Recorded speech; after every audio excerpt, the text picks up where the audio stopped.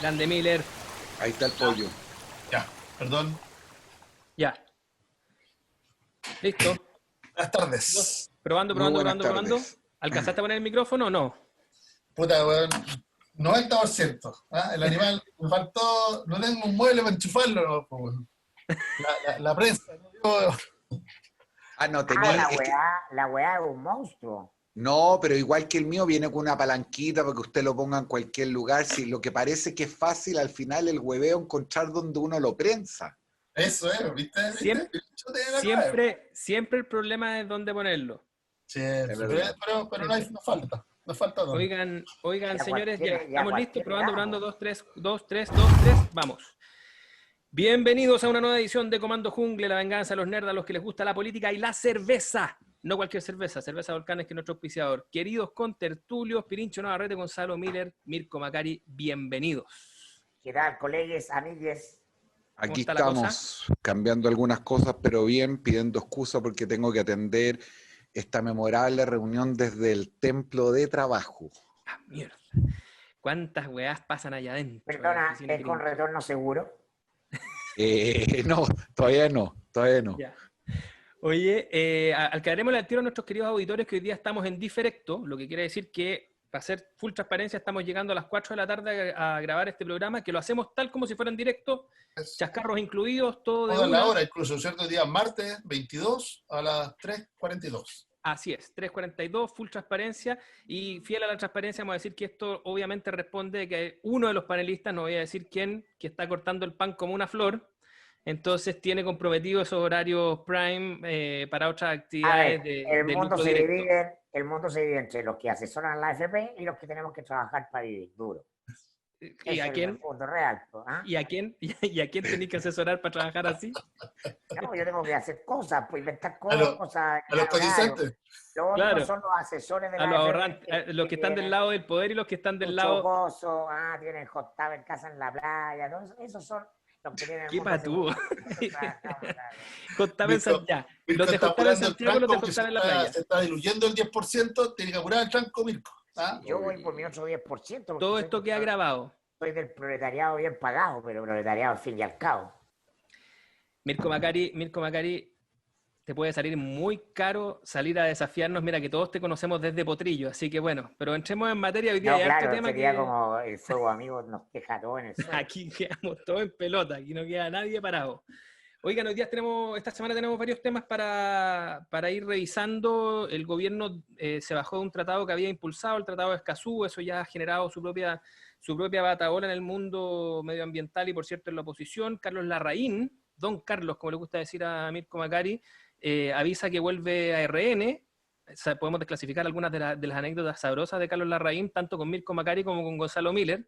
La jueza Donoso se libró en el Senado, ¿cierto? Y tenemos también al ministro París dejando la templanza y parsimonia que lo caracterizaba y agarrando un poquitito de pasión y agarrándose a combo, ¿cierto?, con espacio público a propósito del último informe de ellos. O sea, tema no nos falta. Además, vamos a elegir poderoso hoy día. Y hoy día también vamos a dar el ganador de nuestro concurso de 1 año de cerveza gratis, que ya hemos aclarado que es una cerveza por día. Mirko Macari, me gustaría partir contigo, ya que estabas entusiasmado haciendo la defensa de ti mismo, y partamos por el final, partamos por lo último que estábamos mencionando, por el ministro París, que salió a enmendarle la plana a espacio público. Hoy día también hablaron desde espacio público de vuelta. Los abogados, como nuestro distinguido Gonzalo Miller y Jorge Navarrete, hacen una distinción que siempre entre lo principal y lo accesorio. Yo creo que esta semana hay un evento principal y varios accesorios. El principal, por cierto, es el avance de la investigación de la Fiscalía respecto de los números y la administración de la gestión mañalis de la pandemia que compromete al presidente de la República. Es accesorio, está sistémicamente relacionado con lo anterior, yo creo, sospecho, me parece, lo que es algo que a lo que no nos tiene acostumbrado el ministro Bari, que a salirse de sus cabalas, y como dice mi amigo Camilo Férez, a que se le corte el tirante en medio, o se le sale la cadena de la bicicleta. ¿no? Y por lo tanto tiene un exabrupto. Ese exabrupto creo yo que muestra que está presionado. No hay que ser muy adivino para darse cuenta que está de jamón del sándwich, porque por una parte la moneda le pide que haga esta declaración bastante torpe de declarar como protección de la seguridad nacional la información que le pide la Fiscalía sobre la investigación de Mañalich. Yo no me recuerdo que se invocara la seguridad nacional desde los tiempos del Mamo Contreras, como asunto realmente pertinente, como de parte de un marco ideológico. Así que la misma semana en que París y los dos subsecretarios son reconocidos por la encuesta CADEM como las autoridades de gobierno mejor evaluadas. Eso nos está diciendo que París había logrado encapsular el tema y había logrado dar por sobre todas las cosas con un tono adecuado de gestión, pero lo de la Fiscalía, que marca el reprotagonismo de Mañalich, el que Mañalich vuelva a los micrófonos, probablemente es quien tiene más nervioso dentro del juego político, porque de alguna manera amenaza esta suerte de control. Dicen que París es un tipo de mecha corta, que tiene más carácter, que tiene más género, y por lo tanto lo que hemos visto es un autogobierno de su propio carácter, que en momentos tan sensibles como la administración de la pandemia es algo vital. Es decir, se come la caca para adentro, se tomará sus gin tonic hechos por Gonzalo Miller, son lo mejor, lo puedo decir aquí mismo. Saqué aplausos por alguna receta del querido Gonzalo, o con lo que sea, pero públicamente no. Entonces, yo lo veo que hay algo de eso que es lo principal. A mi juicio, todo el resto de las cosas me parece que pueden ser algunas muy entretenidas, pero están siendo en política por lo menos accesorias. Tuvo que salir a girar de esa cuenta corriente rapidito, ¿no, Gonzalo Miller, el ministro París? Sí, porque también un animal político el ministro París, así que no hay que tomarlo como un técnico, ¿no? Tiene su animal político adentro, ¿no? Desde la lógica de cómo se manejó, recordemos que estuvo varias veces en terna para ser ministro desde el primer minuto de salud, fue hizo parte del programa de salud, ¿no es cierto? Y yo creo que el ministro París ha estado ahí alerta. Yo no lo miraría como alguien que no tiene instinto político, porque lo tiene.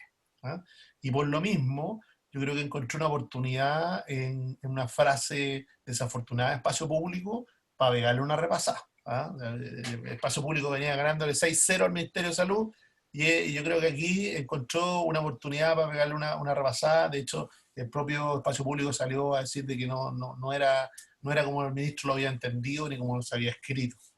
Esta acusación de que había incentivos, dice Espacio Público, para que se le estuviera tomando PCR a gente sana con tal de bajar la positividad, que es una acusación gravísima, ¿no? Que en el fondo que los alcaldes o las comunas tuvieran esa tentación de estar tomándole test para poder bajar la positividad.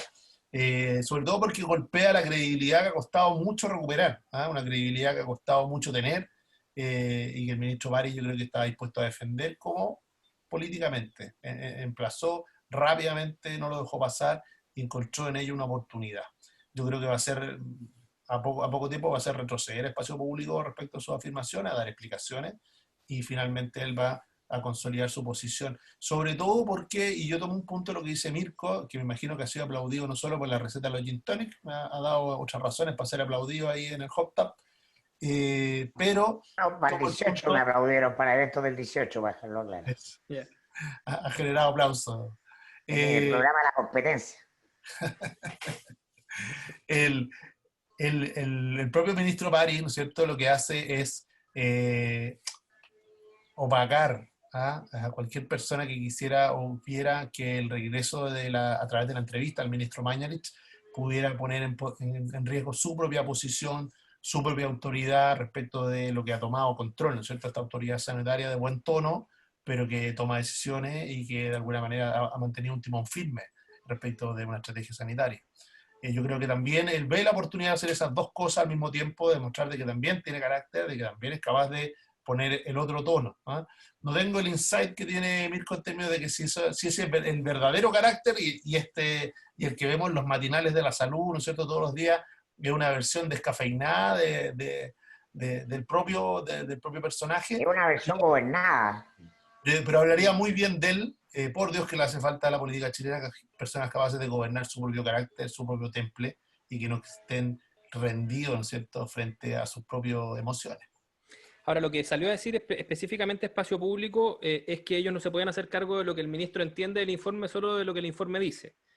Lo que suena inteligente, pero en realidad si fuera cierto nos dejaría a todos nosotros sin pega porque la comunicación pública depende de lo que tú dices y también de lo que el otro entiende, y precisamente ahí está la mayoría de los conflictos.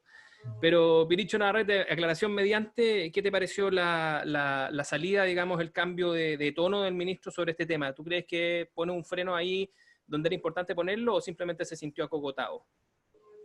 No, yo creo que está tratando de jugar en una cancha compleja. Yo la semana pasada había dicho que la acusación constitucional contra Manelich no tenía mucho destino, entre otras cosas porque a diferencia de mis distinguidos contertulios, a mí me parecía que estábamos en presencia de un personaje más bien irrelevante y en el fondo lo sigo creyendo.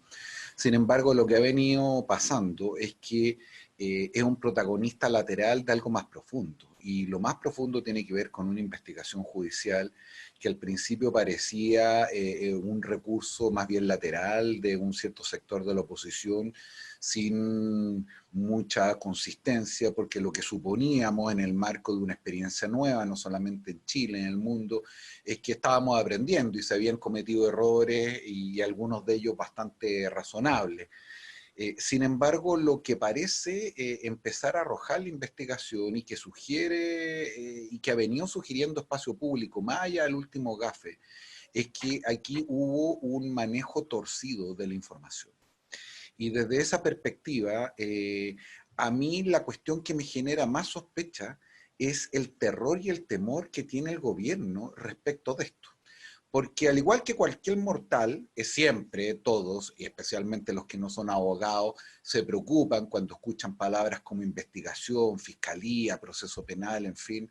Pero en la medida en que uno está tranquilo, que piensa que obró de buena fe y que más allá de los errores fue medianamente transparente, abierto, no debería esto generar mayores aprensiones. Y sin embargo, fíjense que hay dos episodios que son particularmente graves. Uno de ellos, que ya lo comentamos largamente, tiene que ver con este esfuerzo y esta solicitud de los abogados de Piñera y Manelich para remover al fiscal de la causa, al fiscal Carrasco. Y como latamente lo explicamos, con un argumento bien insulso sobre la supuesta no neutralidad, cuando nunca los fiscales han debido ser neutrales, ni mucho menos en el actual proceso penal. Para eso están los jueces de garantía y los tribunales que llevan adelante los procedimientos. Uno ataca a los fiscales, otro defiende a los abogados, la Defensoría Pública cuando no lo tienen, y son los tribunales y los jueces de garantía quienes deciden. Y el primer portazo fue el de Abbott, y después viene una cuestión particularmente extraña, y es justamente esta apelación a la seguridad nacional para efectos de no entregar los datos y particularmente los correos en una diligencia, quiero recordar, que no solamente había pedido la Fiscalía, sino que estaba autorizada por el Tribunal de Garantía. Entonces, más bien, la carga de la prueba en algún sentido se altera. Es decir, ¿qué es lo que se está escondiendo que lleva primero a la autoridad a tratar de cambiar el fiscal de manera tan torpe y después un ministro de salud que estaba más bien fuera de este conflicto a apelar un argumento tan añejo, tan extraño y tan poco comprensible a la luz de la opinión pública, lo que genera todo tipo de suspicacia, de sospecha y confirma algunos prejuicios? Recordemos que Pari además había jugado con harta cintura, y yo estoy de acuerdo en que Pari es mucho más político que técnico, lo demostró desde que llegó al ministerio, en la forma en que procesaba la información, cómo trataba a los disidentes, en el esfuerzo por aunar, y incluso respecto a Manelich había mantenido distancia hasta cuando Manelich apareció y hablaba de esas son interpretaciones políticas del ministro, no me corresponde pronunciarme. Yo creo que estamos equivocando el ángulo cuando pensamos que París es el que se siente amenazado. París no está amenazado, el que está amenazado es el gobierno. Y París es un funcionario de gobierno, es un ministro del presidente. Y yo creo que la reacción tan destemplada de apelar a la seguridad nacional para efectos de no entregar los datos no fue una hueá que se le ocurrió a él. Fue una instrucción. Bueno, el Alcanzamos, punto, ¿sí? perdona, es muy bueno el punto de Pirincho, porque efectivamente yo por lo menos no estoy viendo que París se sienta amenazado de que Mañalich puede volver a su cargo y se siente presionado respecto de lo que va a ser su imagen en una correcta administración de la pandemia, que tiene mucho a su haber, y por eso destacó la posición en las encuestas, pero la moneda lo está mandando a hacer el ridículo cuando le dice que dé el argumento de la seguridad nacional para no entregar los datos. Ahí está la presión, entonces está como jamón del sándwich. El otro elemento estructural o que de alguna manera sobredetermina la realidad hoy día, y lo estábamos comentando en el programa anterior, es esto, es el traslado de una parte importante de la tensión de la disputa política hacia distintos tribunales. Desde el secretario del Congreso, ¿cierto?, que recurra al Tribunal Constitucional, de lo que estamos hablando ahora, también la acusación constitucional a la jueza, y el hecho que yo me imagino que a mi amigo Mirko Macari, que le voy a dar el paso inmediatamente, le debe encantar, que es que a la jueza la defiendan los mismos abogados que están defendiendo precisamente al ministro y al presidente en estas acusaciones. Es decir, se está trasladando a sede judicial una parte importante de la disputa política que hasta hace poco estaba en las calles, que era policial, y ahora pasa a ser judicial. Mirko Macari. Sí, pero ese es un síntoma propio, natural, los conflictos de competencia, lo que hablábamos la semana pasada respecto de la Contraloría. Ese es un síntoma clásico, típico de los procesos de descomposición de los sistemas políticos, como el que estamos nosotros. Entonces, hay un síntoma más, ¿no? El síntoma de descomposición es que la jueza sea acusada por las razones que es acusada y que se defienda y que es judicializado, porque entre estos actores hablan simplemente de que hay una sincronía con esa etapa de descomposición, porque en la normalidad, como por así decirlo, en el momento de máximo funcionamiento, en la parte alta del ciclo del sistema político, lo que opera entre las instituciones es sincronía, es decir, todas van respetando más o menos las competencias de las otras, y si hay una disputa también se respeta el mecanismo de reglas para solucionarla. Entonces, todo el día eso está explotando por los aires y habla justamente de la lógica de fin de ciclo que estamos asistiendo. Hay un retorno en todo siempre, caso. Es que ¿sí? Siempre en Chile, pero en general en el mundo, cuando hablamos de una nueva constitución, estamos hablando de un nuevo ciclo político. Los ciclos políticos nunca terminan bien, eso no sé, puede aparecer en ciertos manuales del deber ser cosas, pero en la práctica vamos a un nuevo ciclo político porque el viejo está agotado, porque ya no da más. Entonces, por eso es importante observar los hechos como síntomas de esa descomposición. Me corregirán los abogados, pero es que además yo noto otra cosa, que puede ser simplemente suspicacia de uno, pero que vuelven, como decía Mirko Macari hace un rato, los argumentos grandilocuentes.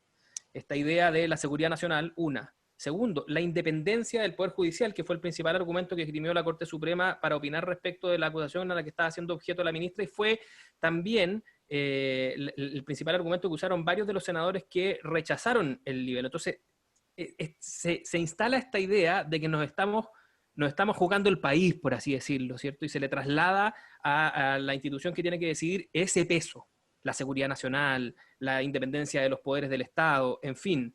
Pirincho, jurisconsulto de cabecera. Es que eso es parte del proceso de deterioro, y en esto estoy con Mirko, pero más que un conflicto de competencias, como lo presenta mi general, creo que apunta a que la judicialización es un síntoma de la ausencia de la política. Cuando los tribunales y las judicaturas empiezan a tener un protagonismo en muchas decisiones, lo primero que uno tiene que mirar es cómo la política no está cumpliendo una cierta función. Y a falta de esa función, es que emergen otros actores que copan este espacio de poder. Muchas veces hemos discutido que el poder no desaparece, más bien se traslada o muta. Y en algunos países esto han sido los jueces, en otros han sido los periodistas, los medios de comunicación. Aquí tuvimos en un momento a los dos convertidos en una suerte de héroes de la República, y eso se ha ido ya matizando con el tiempo. Pero en general lo que uno advierte es que en este proceso de descomposición cada uno trata de cumplir su rol, de llenar ese espacio. Miren lo que está ocurriendo con el Contralor, los jueces, en fin. en un ciclo que yo creo que es más o menos irreversible. Si la pregunta interesante es si es que efectivamente esto va a terminar mal, o es posible, pese a lo que indican los manuales y en la línea de lo que planteaba Mirko, si es posible, con altibajos, con ripios, con ruido, gobernar el proceso de transición hacia un nuevo ciclo, de alguna manera. Por de pronto, uno de ellos, bien importante, y no quiero dejarlo pasar, es que en Chile esta va a ser la primera vez que afrontamos un proceso de elaboración de una constitución en democracia, a diferencia de lo que ha sido nuestra historia republicana. Y ahí pudiera haber un punto interesante a partir de cuáles son las exigencias y las experiencias respecto de las cuales nos vamos a enfrentar. Pero también es parte, sobre todo, una cierta nostalgia conservadora que tiene que ver con mantener el status quo y que le tiene miedo y aversión a todo tipo de cambio, el apelar a los males del infierno. Es decir, recordemos las cosas que se dijeron con motivo del retiro del 10% de la AFP, que se iba a incendiar el país, que la bolsa iba a caer al suelo. Y lo cierto es que la política nos tiene acostumbrados a que en general los procesos y su epicentro están en lugares bastante distintos y por motivaciones diferentes a las que en general los agoreros del caos nos tienen acostumbrados. Entonces, yo me lo tomo con harta tranquilidad. Yo creo que en general el proceso constituyente, como se decía recién, es justamente la revisión, la elaboración de un nuevo trato, de un nuevo pacto social, cuyas normas, las anteriores, han ido perdiendo legitimidad, adhesión y sentido para muchos ciudadanos. Y aunque no sea muy diferente, el hecho de participar colectivamente en ella nos va a dar nuevamente un cierto espacio de identidad, de pertenencia, que yo creo que es relevante para lo que construyamos, sea lo que venga por delante. Gonzalo Eso Miller. perdona, en la literatura, ese concepto que tú aludías, Camilo, se llama la República de los Jueces. Y está muy asociado al proceso, claro, al proceso italiano, al mano político. le llega seguido a los árbitros, y lo que mencionaba Pirincho respecto de los fiscales o los periodistas, también hemos tenido ese momento. De hecho, hubo no sé si da como para profundizar, pero también hubo un capítulo al respecto durante esta semana con lo que Mónica Rincón dijo sobre que parte de esos expedientes que se les caen a los fiscales cerca de los medios de comunicación se le habían caído cerca a ella también. Y hubo una pequeña reyerta ahí donde tú identificas, ¿cierto?, que hay gente que se ha sentido precisamente lesionada por esa persecución a la que aludía Pirincho hace un rato. Pero bueno, en esa estamos. Gonzalo Miller, todavía no vaya a decir cuál es tu decisión, ¿no? No hay franja todavía, ¿no? No. No hay franja. Mira, zafó todo septiembre. Dale. Pero te permito retomar el otro tema que estaba más enjundioso. Sí, porque... Que se note. La referencia ¿Cómo? a la justicia o a la referencia a Italia, ¿no es cierto?, a lo que pasó en Italia, pero ahí fue una respuesta institucional, la justicia toma y pone orden, ¿ah? Y terminó despejando el 90% de los políticos, lo sacó del sistema, ¿ah? Sin vuelta. Murieron partidos como el Demócrata Cristiano, el Partido Común, murieron grandes, las instituciones de la República Italiana murieron ahí a partir de esa intervención, ¿ah? Giulio Andreotti, Vetrino Pero no Grande. es, pero, Ríe solo Macari, porque pero vibra con Italia. para no hacer falsas ilusiones a nuestro amigo Junglero, es todo lo contrario a lo que hemos visto en los últimos 10 años en la relación de la justicia, la política y el poder, ¿ah? Cuando la judicialización de la política lo que ha llevado a que las causas estén ahí 5 o 10 años para terminar en nada, ¿ah? Y de alguna manera, como yo hice todo y lo llega a la mano los de la justicia y si ya no pasa nada. Hasta que pase no lo pasa nada. contrario. Y por eso que es importante este caso. Pero yo no le pondría tanta expectativa en eso, ¿ah? No, pero hay que mirarlo, hay que mirarlo. Porque mira tú los contrapesos. Había una jueza, una ministra que estaba, una ministra de corte, ¿no es cierto?, que estaba ahí por un fallo, estaba puesta en tela de juicio, rápidamente generó la respuesta de defensa corporativa, ¿no es cierto? Ella había sido clave en que Bustamante, el asesino de Ámbar Cornejo, ¿no es cierto?, saliera libre y por lo tanto tuvo una respuesta muy corporativa desde la Corte de Apelaciones y la propia Corte Suprema respecto a que ella había cumplido con su rol. Y resulta que son los mismos abogados, como dije, las casualidades de la vida, los que la estaban defendiendo, son los mismos abogados que acá están defendiendo a los ministros, ¿no es cierto?, y al presidente respecto al manejo de la pandemia, frente a los mismos jueces, frente a los mismos ministros que consideran que...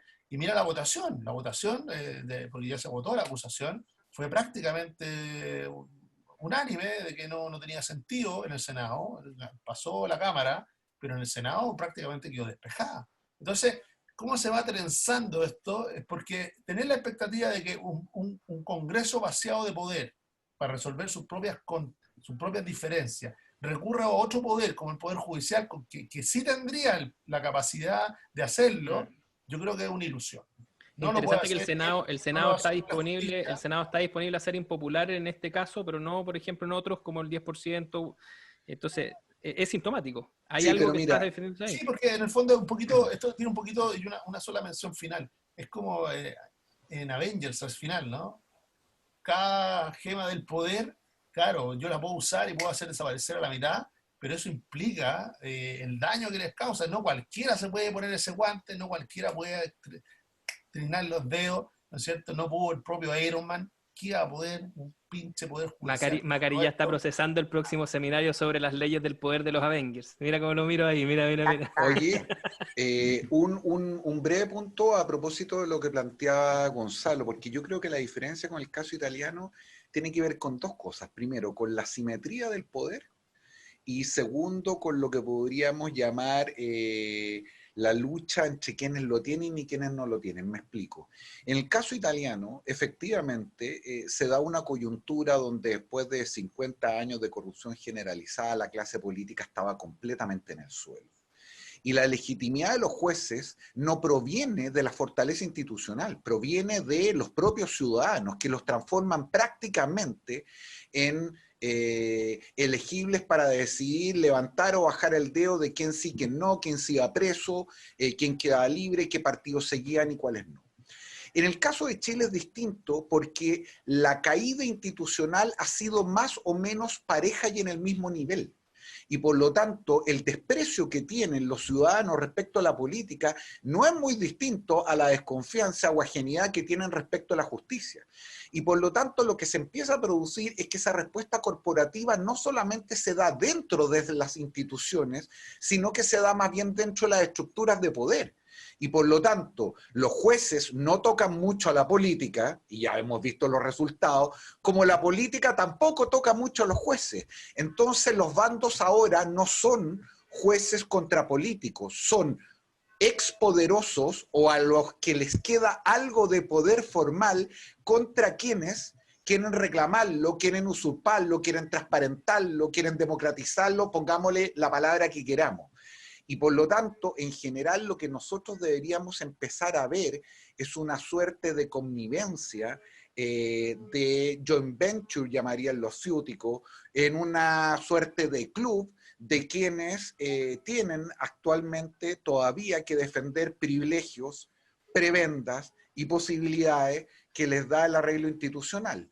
Y en eso la solidaridad va a ser absolutamente transversal. Lo fue en términos políticos desde la UDI hasta los partidos de izquierda, lo es entre el Poder Judicial, los políticos, y ojo, que empezó a hacerlo hace un buen rato con periodistas, y esto es un tema que le encanta a mi amigo Mirko a propósito de la obsecuencia con el poder, y en general de todos quienes ven amenazada esta posibilidad de mayor privilegio, de mayor influencia a la luz de cómo se está rebarajando el naipe. Esto hasta que aparece una María Música, como en su minuto apareció y tiró un jarro de agua, que es un poco lo que estaba especulando Mirko hace un rato. O sea, esto sigue siendo así hasta que alguien dice el rey está desnudo, digamos, y se corre la Vamos a cerca quemar vamos a quemar el más. metro. ¿Ah? Vamos a quemar el metro. Claro, por ejemplo. Eso no es más que vaso de agua, eso. Oigan, antes de que sigamos con los temas, decirle a nuestros auditores que aunque estemos en diferido, la votación del Poderoso de la semana va a hacerse como en los programas anteriores, es decir, los que le achunten al Poderoso de esta semana y que lo hayan hecho en el chat en vivo, es decir, que están viendo y están participando ahí, entre ellos, ¿cierto? El primero que esté listado durante el programa o listada es el que se va a ganar el pack de degustación de cerveza Volcanes de esta semana. Importante eso sí que después estén atentos a las redes sociales porque les insisto, es la única forma que después tenemos para ubicarlos, porque el chat en vivo dura lo que dura el chat en vivo, lo que dura el programa en vivo, así que después no los podemos reubicar. Les cambio un poco el tema, salvo que a alguien le quede algún cogollo sobre el que estábamos viendo. Cogollos me semana... quedan hartos, pero no de este tema. Pero pensé que había colgado los guantes hace muchos años de ese tipo de actividades. Sí, Ahora, pero como decía el padre Hurtado, solo en esta vida es posible compartir. Hay que atender a las audiencias, hermano. Está bien. Me Después del parece. lleva la estallido, visita. Esa es la después excusa. después del estallido había que hacer cualquier cosa para los nervios. Sí, es cierto. ¿Y para qué te digo el confinamiento? Y la Oigan, pandemia, ni hablar.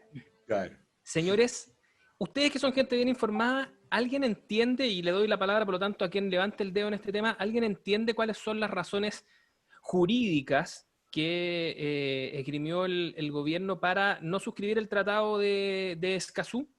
Porque de nuevo aparecen estas frases grandes, ¿cierto? Aquí está comprometido el interés nacional, toda vez que el tratado descubrieron después sus propios impulsores que ponía en riesgo ciertas argumentaciones de tipo jurídica que Chile tiene con diferendos, por ejemplo, como el que tiene con Bolivia y otros. ¿Alguien entiende a qué se refiere eso que el ministro Alamán le ha dicho a los senadores? Abro la palabra a quien diga que entiende. ¿No? Yo Nadie sabe a qué se solamente refiere. decir que hace mucho tiempo no entiendo a Alamán y esta no es una excepción. O sea, creo Pues, que, a ver, todo el mundo bien informado sabe que Alamán ha vivido, ningún político de los top 10, de los que se dedican completamente a la política, vive de lo que gana como parlamentario, lo que quiera. Entonces, todos tienen mecenas. Y el mecenas histórico de Andrea Alamán es Bernardo Mate, ¿no? Probablemente la papelera y otras grandes industrias que están en torno al ministro son responsables de eso, porque no les gusta esto de someter a jurisdicciones internacionales, decisiones sobre todo del ámbito medioambiental. Bernardo Larraín Mate venía llorando hasta antes del estallido permanentemente por el tema del Estado lento y los lomos de toro para la inversión y los procesos de decisión de materia medioambiental, etc. Entonces, como todas las cosas en Chile, los factores personales, familiares, las redes ahí son decisivos. Sí, podría ser, pero fíjate que en este tema en particular creo que esta es una discusión que viene arrastrándose hace un buen tiempo y que uno podría circunscribir también en otro eje que me parece interesante, que es la internalización o no del país, a la luz de lo que ha sido nuestro modelo de desarrollo, de las oportunidades que nos ha dado abrirnos al mundo, pero también respecto de cuáles son los riesgos. Y en esto Piñera había tenido un track algo extraño, había desechado un conjunto de acuerdos regionales e intentó inventar otro, algunos de ellos en términos bastante lamentables, como lo que ocurrió en Cúcuta, en fin. Y aquí se produjo un punto de inflexión importante que sería interesante descubrir porque pese a la fallida COP25, Chile había en general tratado de tener un protagonismo en materia medioambiental con una centralidad internacional muy fuerte. Es verdad que esto fue como el dulcecito que en algún sentido venía salvando al presidente de la República cuando mucho antes de la pandemia, y para qué decir del estallido social, ya los números venían cayendo y buena parte de las promesas que había hecho en campaña se iban diluyendo. Pero algo cambió y donde se da una tensión interesante que no deja de ser poco consistente respecto a un cierto sector de la izquierda que hoy día condena con mucha fuerza el hecho de que Chile no se haga parte de este tratado internacional y sin embargo es ese mismo sector que saboteó otros tratados internacionales y al revés, el gobierno que promovió la inserción al mundo en otros ámbitos productivos, aquí tira para atrás. Es decir, creo que es interesante ver esa arista que tiene también con pensar el rol de Chile en la región, el rol de Chile en el mundo, particularmente para un modelo de desarrollo extractivo como ha sido el nuestro. les preguntaba pensando en que alguno de ustedes podía tener tal vez fuentes en Cancillería, porque a mí me cuesta mucho desacoplar este fenómeno de dos cosas. Lo primero, del personaje Piñera. O sea, perfectamente, esto tiene harta cara de ser ese tipo de cosas que Piñera impulsa a pesar de la Cancillería. Y que hoy día eventualmente la Cancillería, ¿cierto?, termina haciéndolo revertir y llega otro ministro, ¿cierto?, y finalmente le hacen entender ciertas razones que parece que para nosotros son demasiado opacas, podrían ser perfectamente las que dice Mirko. Pero al mismo tiempo, también la tensión local global no es nueva. Y si bien hasta ahora nosotros la estamos viendo fundamentalmente impulsada por los gobiernos de derecha, el caso de Trump con los organismos internacionales, ¿cierto? Hace poco en la OEA removieron al relator de derechos humanos, también por conflictos, ¿cierto?, internos que tenían que ver con los derechos humanos en algunos países y con la versión de Bolsonaro, en fin, hay harto ahí también. Pero por otro lado tienes a otros grupos, como el caso, por ejemplo, del PC, que hacen lo propio, que contribuyen a esta mala fama de los organismos multilaterales por la vía de denostar el informe de Naciones Unidas. Entonces, de esos dos fenómenos me cuesta despegarlo. Estamos viendo, ¿cierto?, que lo local vuelve a ser, que hay de nuevo, los nacionalistas vuelven por sus fueros, de izquierdas y derechas, los proteccionistas vuelven por sus fueros, y en este caso varios de ellos deben habitar en la Cancillería. No sé si, Gonzalo, tú tenías algo de info sobre eso. Sí, yo no lo pondría tanto en la persona del canciller, porque recordemos que ya en 2018 Chile decidió que suspender la firma, y hoy día lo que hizo fue ratificar que no iba a firmar. ¿Ah? O sea, en dos momentos muy distintos, ¿ah? Recién ingresando al gobierno y hoy día, ¿no es cierto?, ya casi yéndose, lo que dice que no va. ¿Y por qué? Y yo creo que en eso, más allá de Escazú, no es un tratado general, ¿ah? Es un tratado que tiene una pretensión jurídica y de establecer un sistema. Y por lo tanto, tiene ese tipo de tratado donde hay una cesión de soberanía hacia una arquitectura internacional. Y eso obviamente que está dentro de la tensión que tú dices, esta clave local, global, genera mucho, mucho ruido. También, finalmente, porque se dice el gobierno anterior empujó este tratado, sí, y tiene verdad, lo empujó, pero fue redactado después, ¿ah? No ayudó en la redacción. Y hay temas de redacción que generan bastante incertidumbre de la manera como terminaron siendo puestos. ¿Ah? De hecho, lo han firmado 9, necesitan 11 para que entre en vigencia, 9 países lo han firmado, y por eso la presión sobre Chile es importante. No nos olvidemos de un detalle, nosotros tanto con Bolivia como con Perú tenemos temas, pretensiones, dirían alguien, ¿no es cierto?, de esos países respecto de la frontera, de nuestra frontera, en algunos de ellos compartimos recursos y por lo tanto el tema medioambiental también es un tema relevante, donde lo que podríamos, Chile tiene que tener mucho cuidado de no firmar algo que por ser tan amplio y vago o por ser impreciso o de ámbito general termine generando expectativas, ¿ah?, en esos países respecto de poder acudir ahora por la vía medioambiental a la resolución de este tipo, a otro tipo de organismo. ¿Eh? Ya no la haya, sino que ahora al Tribunal Medioambiental. Lo mismo, la pretensión, yo la entiendo, ¿no es cierto? Chile tiene una solidez medioambiental, a pesar de que nos cuesta reconocernos, pero cuando uno mira para el lado, al ambiente latinoamericano, ¿ah? Nosotros tenemos tribunales medioambientales, tenemos una arquitectura, hemos ido de alguna manera haciéndonos cargo de nuestra... Se nota que no vive en Quintero. No digo eso, Mirko. Lo que estamos diciendo es que nos hemos ido haciendo cargo de nuestros pecados y de nuestras fallas. ¿Ah? Y de alguna manera se ha ido robusteciendo.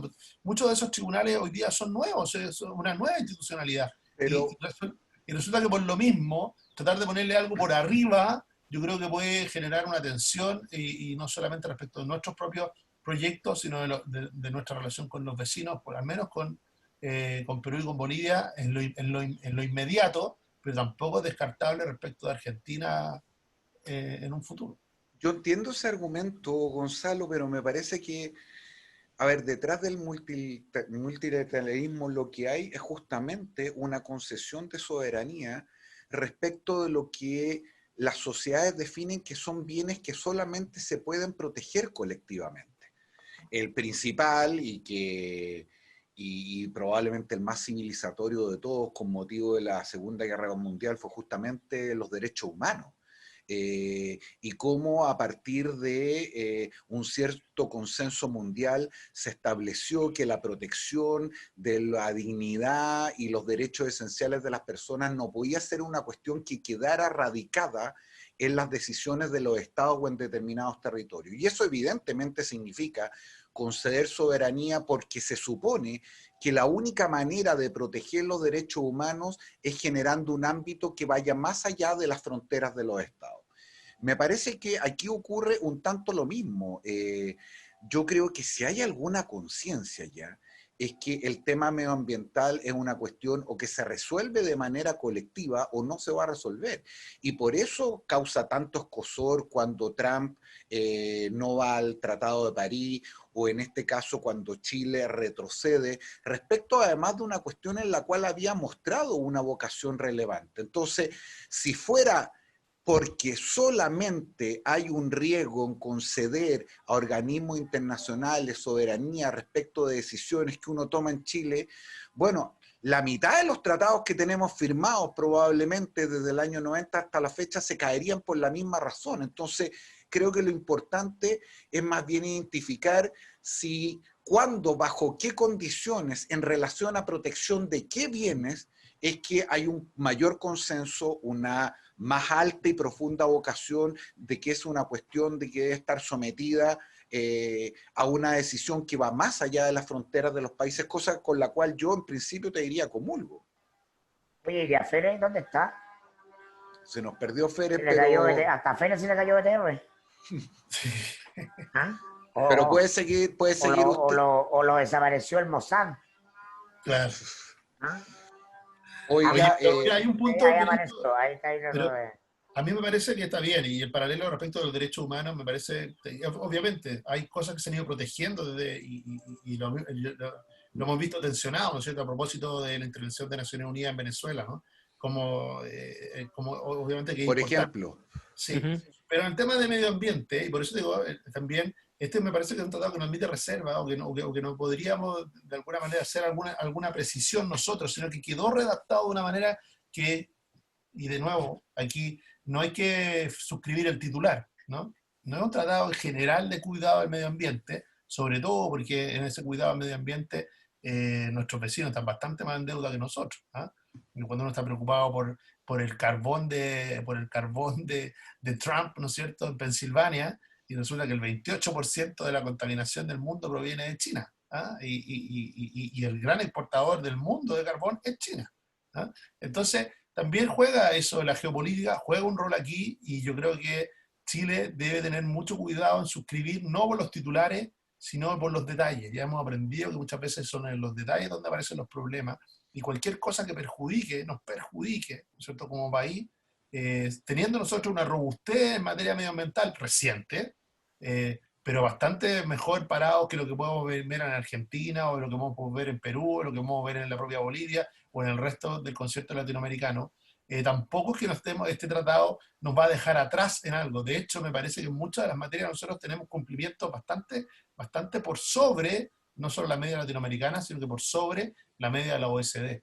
Entonces también claro, en materia es que lo que pasa, hermano, que si así fuera, yo creo que tendríamos menos temores de firmar. Y respecto a la cuestión medioambiental, es verdad, parece para mucho un tema más emergente, pero si uno revisa el debate mundial hasta antes de la pandemia, yo creo que el tema del cambio climático, la responsabilidad con nuestro futuro, con el entorno, el cómo se trata de bienes que solamente pueden ser perseguidos y protegidos colectivamente, tuvo una intensidad tal que me atrevería incluso a ponerla a la altura de lo que son los tratados de derechos humanos, es decir, ¿qué derecho humano más importante para efectos de nuestros hijos, nietos, que legarle un mundo relativamente sustentable y no terminar de destruirlo como probablemente lo hemos estado haciendo? Entonces, esa es la paradoja. Lo que me da miedo es que, sobre texto de los detalles, y no estoy contra de tu argumentación porque no es el ánimo que inspira lo que tú estás diciendo, pero me parece que los detalles a ratos terminan siendo un subterfugio para efectos de una operación mucho más profunda, como la que hace Trump, como la que hace Bolsonaro a propósito de la Amazonía. En el fondo lo que está diciendo es, no se metan en Brasil porque este territorio es nuestro, aunque esa wea sea un pulmón del planeta. Y creo que lo mismo uno lo puede llevar al discurso de los derechos humanos en algunos países en América Latina, y lo mismo lo puede decir respecto a Estados Unidos. Entonces, es ahí donde creo que se están torciendo un poco los argumentos y sacando las castañas con la mano al gato. Sí, con una paradoja, que nosotros en materia de cumplimiento estamos muy por sobre el estándar de Escazú, incluso el estándar. Entonces, con mayor razón. Sí, ¿Cuál es el tema miedo? Pero ¿en qué minuto Chile dejó de considerar de que lo suyo era llegar a los organismos multilaterales y estar defendido por ellos, ¿cierto? Y comienza nuevamente a considerar que tiene que tomar las decisiones hacia adentro. Es razonable, incluso comprensible, no lo comparto, que lo haga Estados Unidos y que lo haga China, ¿cierto? Que en definitiva se están disputando un Pero pedazo si grande de la hubiéramos sido torta. más cuidadosos al firmar el pacto, ¿no es cierto?, con el cual nos llevan a la Haya, ¿no es cierto?, nuestros vecinos de manera recurrente, no habríamos tenido esos problemas. ¿Ah? Sí, Eso, como uno dice, pero esos mismos una cosa, estamos hablando, ministro, de algo como que fuera estanco. ¿Ah? Recordemos, Argentina tiene una política y está a camino, ¿no es cierto?, a establecer derechos sobre la Antártida y sobre el territorio chileno. ¿Ah? Y eso lo va haciendo a través de quién? De los mismos organismos multilaterales que no son neutros para este efecto, son organizados por personas, no son jueces neutros. ¿Ah? Y por lo mismo, cada vez que se le concede, ¿no es cierto?, autoridad a ellos, uno tiene que estar consciente de qué es lo que quiere ceder, cómo y cuándo. ¿Ah? Bueno, de acuerdo. Yo Porque creo que En estamos... general, por eso en hago general énfasis en el detalle del tratado. las clases políticas van detrás de todos los temas emergentes o temas de punta. Solo pueden reaccionar, pero particularmente la derecha chilena es súper hiperprovinciana. Es súper provinciana en el tema medioambiental, en el tema indigenista, y producto del peso de la historiografía conservadora en la conformación de su etos, ¿no? Siempre levanta esta idea del Estado chileno. Estamos caminando hacia un mundo con estados cada vez más débiles y una humanidad con más conciencia de su condición de tal, con menos fronteras de todo tipo, y por lo tanto da lo mismo si el gobierno firma o no firma la mierda de tratados Escazú. Sí, pero la política, las ambiental, personas... la conciencia medioambiental es una ola Sí, está bien. transformadora. Pero cuando han Este votado... gobierno es un suspiro. Entonces mañana se Pero va a caer cuando el han gobierno y votado, van a Mirko, firmarse, no sé, no se da lo mismo. estoy de acuerdo contigo que la tendencia puede ser esa, pero cuando han votado hasta ahora, ¿cierto? Muchos de esos países han votado por lo contrario, Brexit mediante, Trump mediante. Lo que han hecho es precisamente cerrarse hacia discursos más bien proteccionistas, donde vuelve lo nacional a ser un tema y un eje relevante de la disputa política. Pero si la derecha en Chile nunca ha tenido conciencia, vocación globalista, particularmente provinciana, estoy diciendo. ¿No? Si no hace mucho rato hubiera concedido, ¿no?, el tema de lo plurinacional. Pero hay una idea del Estado unitario, fuerte y centralizado, es el etos portaliano. Entonces toda esta cuestión vive en la ficción de un Estado fuerte. No importa lo que pasa afuera, nosotros acá controlamos esta cuestión. Bueno, eso no es así, pero da lo mismo. Fue antes, la Constitución del 28 ya era unitaria. Le va a pasar la ola por encima. No van a poder hacer dominga porque no se firmó Escazú. Porque pesa mucho más un reportaje de la prensa internacional, una movilización, pesa mucho más lo que ocurre en el plano de lo simbólico que lo que hemos firmado o no hemos firmado. Señores, los quiero aterrizar nuevamente en nuestro pequeño terruño porque se nos acaba rápido el tiempo. Tienen que elegir al poderoso de esta semana, no sé si algunos ya de ustedes lo han pensado, pero no me gustaría irme sin decir algo sobre Don Carlos, como les decía al inicio. Mirko, no, espérate, Gonzalo, tú que eres nuestro derechólogo, sí, nuestro derechólogo titulado. Perdona, nuestro desbordólogo. Desbordólogo y derechólogo. No he citado a Gonzalo, he dicho... Desborde tiene control del partido, así que supongo que don Carlos va a perder, ¿o no, Gonzalo? No va a desmentir. Lo peor de todo esto es que lo que más es Gonzalo es laminólogo, pero como eso no se sabe, justamente ahí radica su poder. Esa es toda la fuerza de Gonzalo Miller. Oye, yo creo que en este caso, del regreso de don Carlos, ¿no es cierto? Ya ese título dice bastante de qué se trata. Hay un proyecto y está ahí puesto sobre la mesa, hay una decisión política de Renovación Nacional de transformarse en un partido de clase media. Y eso se empezó a institucionalizar, se visibilizó de alguna manera el liderazgo de Mario Desbordes con mucha fuerza, pero no como único referente. Es algo bastante más profundo. Y esa decisión y convicción ya ha generado esa revolución de la clase media al interior de Renovación Nacional, ha generado escozor, ¿no es cierto?, en los antiguos propietarios. Y por decir, han vuelto con el fuero. Yo en algún momento dije que, claro, de triunfar esa revolución... Patrones y capataces el conflicto. Claro, pero de triunfar esa revolución, como yo creo que inevitablemente lo va a hacer, ¿ah? ¿Eso qué va a generar? Que el partido de los Larraín, de los Espinas, de los Alamán se acabó. ¿Ah? Y es otro partido. ¿No? Van a llegar a Antonio Vara y van a tener que preguntar por alguien, ¿ah? Porque no... Eso es así, ¿ah? Es una revolución que tiene mucho de social, tiene mucho, ¿cierto?, de no tanto de ideológica, porque las posiciones, casualmente, ¿ah? Las posiciones que hoy día defiende Mario Desbordes con tanta fuerza, son las mismas posiciones, pero en un rol distinto, que defendió Carlos Larraín hasta hace 6 años atrás. ¿Ah? De que los economistas no podían dictarlo todo, de que había que avanzar hacia una posición más de centro, que había que... entonces, por eso que hay que leerlo en esa doble clave. No es tanto lo que dice, sino quién lo dice. Pero él se imaginaba una alianza de clase con la DC, no con el rotaje. Bueno, pero es que... ¿Ah? pero aquí la sociedad va mucho más rápido que la política y esos cambios ya se están produciendo. Y cuando uno mira, no solo en Renovación Nacional, sino que en varios partidos se está produciendo ese cambio. ¿Ah? Cuando uno recuerda, ¿no es cierto? Yo no quiero hacer un paralelo, pero yo creo que puede ser un poco lo que sintieron los príncipes de la DC en algún minuto, ¿no? Que tienen que empezar a pedir permiso para entrar a la sede del partido. ¿Ah? Yo creo que algo así es lo que le ocurrió a don Carlos, vuelve a tironear el mantel, yo creo que con más elocuencia que efectividad. Sería como el fin de la familia fundadora, claro. Así como la claro, lo mismo que hicieron los coroneles en su minuto. Bueno, es que respecto a ese punto, yo después de escuchar a Gonzalo, creo que uno puede hacer un parangón con lo que trató de hacer Longueira. ¿En qué sentido? Es que hemos pronunciado una palabra, una expresión, una frase, 3 o 4 veces en este programa que yo creo que a esta altura vamos a tener que empezar a relativizar, que es que vuelven por sus fueros.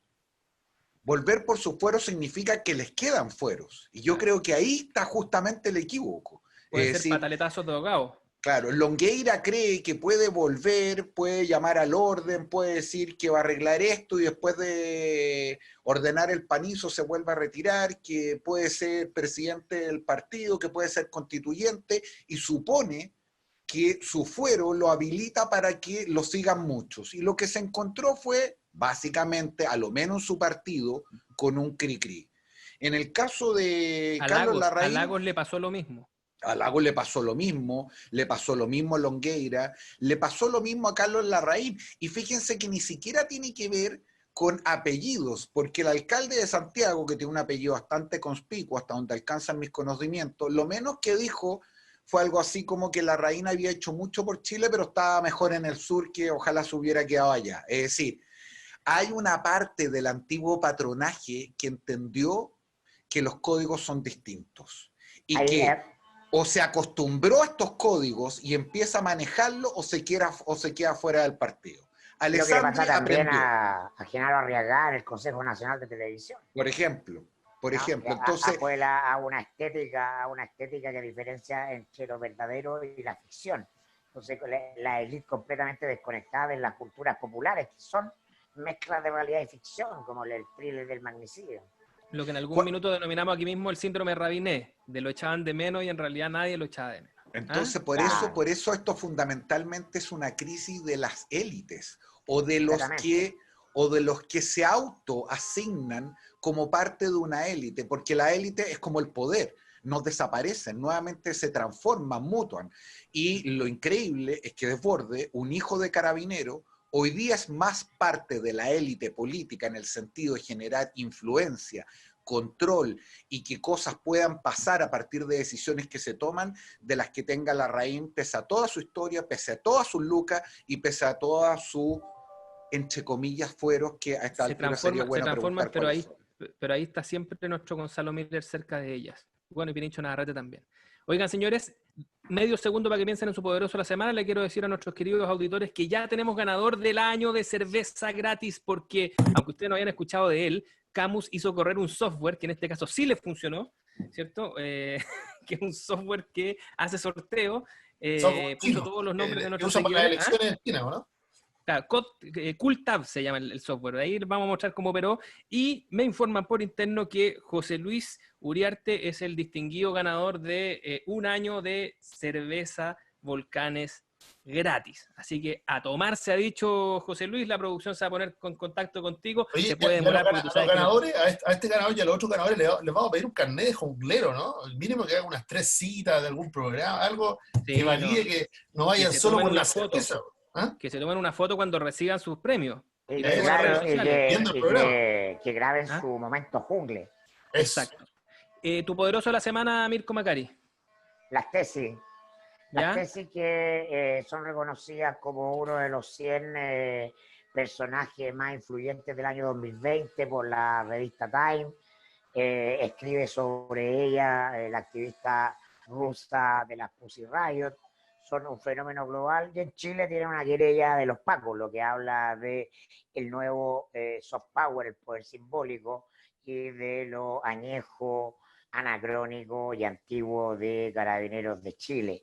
No hay nada que probablemente Piñera quisiera más que ser nombrado en la revista Time, pero los tiempos eligen a 4 niñas de Valparaíso, activistas, marginales, artistas. El poder del arte en tiempos revolucionarios de transformar las cosas, nada va a volver a ser como antes. El poder ha salido del sistema, se ha desplazado, y por lo tanto el juego dentro de las instituciones, el hard power, donde están los fusiles, los bastones. Cuando yo hablaba apasionado y me gustaba hablar de poder con mi amigo Camilo Férez en la universidad, por allá a comienzos de los 90, el poder se contaba quienes tenían petróleo, dinero y armas.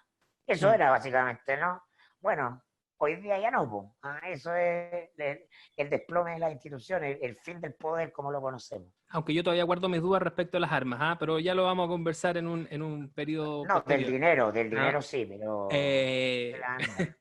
Gonzalo Miller, tu poderosa de la semana. Un pequeño poderoso, el ministro París, yo creo que va a estar sujeto a... La historia va a pasar por él en algún minuto, así que le pongo una ficha al ministro París como poderoso de esta semana, sobre todo porque reveló que de política sabe. Ya vamos a ver de él.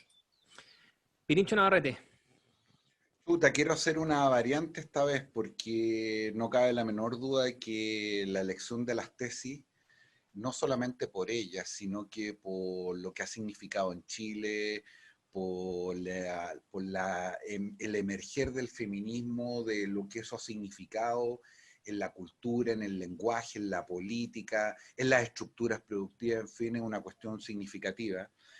Y sin desmerecerlas en nada, creo que tienen la ventaja de ser 4 mujeres que están conectadas con su tiempo.